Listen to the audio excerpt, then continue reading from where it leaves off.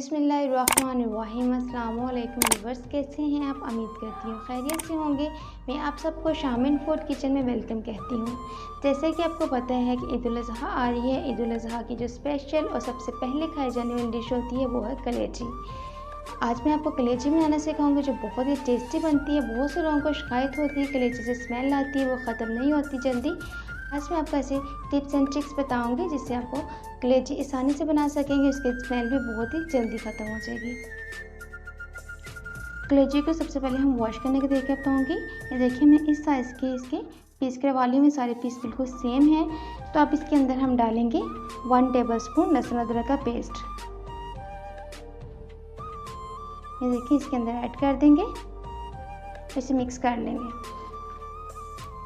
लहसुन अदरक का पेस्ट ऐड करने का बेनिफिट ये होता है कि इससे स्मेल बहुत जल्दी ख़त्म हो जाती है और बिल्कुल भी पकाते वक्त स्मेल नहीं आती और ज़्यादा भुनाई भी नहीं करनी पड़ती। अब मैं इसके अंदर पानी ऐड कर दूंगी।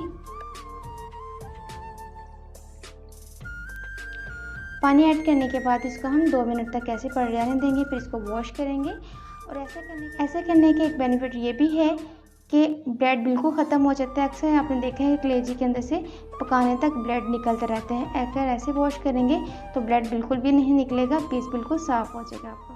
कलेजी के पानी और लहसुन अदरक के पेस्ट के अंदर मैरिनेट किए हुए 2 से 3 मिनट हो चुके हैं। अब मैं इसको वॉश करूँगी। अब मैं टैप को ऑन करूँगी, इसे खुले पानी के अंदर वॉश करेंगे हम। इस तरह से इसे अच्छी तरह से आपने अच्छे वॉश कर लेना है। कलेजी को मैंने वॉश कर लिया है, बहुत अच्छी तरह से ये वॉश हो चुकी है। देखिए इसके अंदर कोई भी ब्लड कप नहीं है, बिल्कुल साफ़ है ये।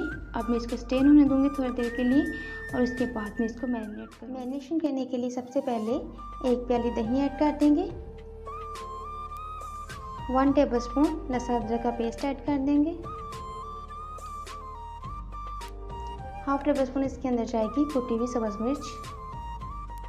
1/2 टेबलस्पून सुरख मिर्च पाउडर जाएगा। 1/2 टीस्पून हल्दी पाउडर। 1/2 टीस्पून गरम मसाला। 1 टेबलस्पून कुटा हुआ सूखा धनिया। 1/2 टीस्पून ज़ीरा कुटा हुआ। इन सबको अच्छी तरह से मिक्स कर लेंगे। इसके अंदर अभी सॉल्ट ऐड नहीं करेंगे, सॉल्ट को हम बिल्कुल एंड पे ऐड करेंगे। कलेजी की मैरिनेशन बिल्कुल तैयार होगी। अब मैं इसको रूम टेम्परेचर पर आधे घंटे के लिए रख दूंगी। सबसे पहले कढ़ाई के अंदर 1/2 कप ऑयल ऐड कर देंगे। फ्लेम ऑन करेंगे और ऑयल को थोड़ा सा गर्म होने देंगे। ऑयल गर्म हो चुके हैं। अब मैं इसके अंदर खड़े मसाले ऐड करूंगी। खड़े मसाले में जाएगा थोड़े से तेज़पात हैं, 5 से 6 काली मिर्चें हैं, 1 बड़ी इलायची है और थोड़ी सी दालचीनी के टुकड़े हैं। ये जो खड़े मसाले हैं स्मेल को ख़त्म करने का काम देते हैं और बहुत अच्छी खुशबू आती है इनकी। इन खड़े मसालों को हल्का सा कड़कड़ा लेंगे यहाँ तक कि इनकी खुशबू आना शुरू हो जाए। खड़े मसालों की बहुत अच्छी खुशबू आना शुरू हो गई है। अब इसके अंदर प्याज ऐड कर देंगे। यहाँ पे मैंने 2 मीडियम साइज़ की प्याज लेके इनको क्रश कर लिया हुआ है।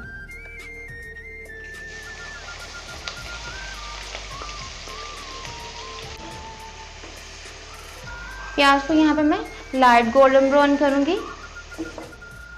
प्याज लाइट गोल्डन ब्राउन हो चुके हैं। अब मैं इसके अंदर कटे हुए टमाटर ऐड करूँगी। यहाँ पे मैं 2 टमाटर लेके उनको क्यूब्स में कट कर लिया हुआ है। टमाटरों को अच्छी तरह से भुनाई कर लेंगे ताकि अच्छी तरह से ये मैश हो जाए।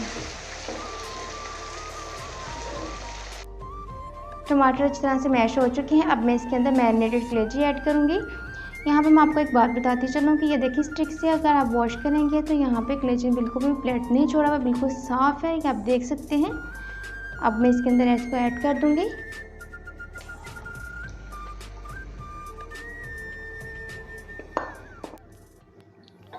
इसको मसाले के अंदर मिक्स कर लेंगे। अब दही काफ़ी हद तक पानी छोड़ेगा। इसी दही के अंदर कलेजी की मैं बुनाई करूँगी।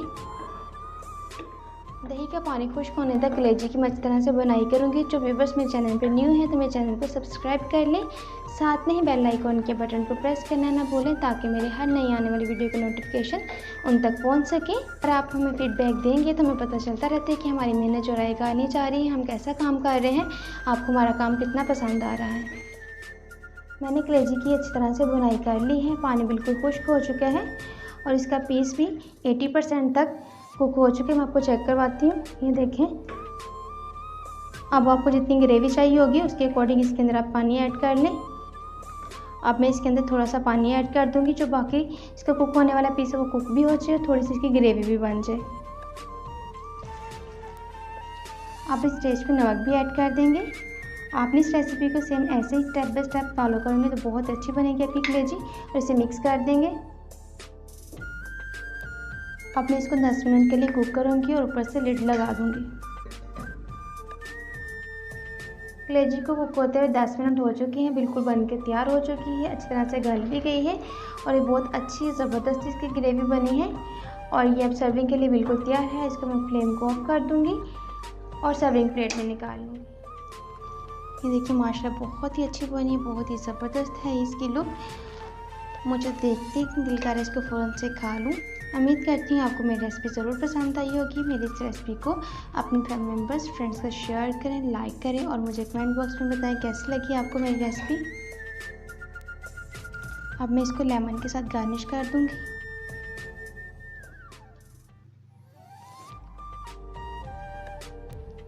आप इसके ऊपर सर्व मिर्च डाल देंगे।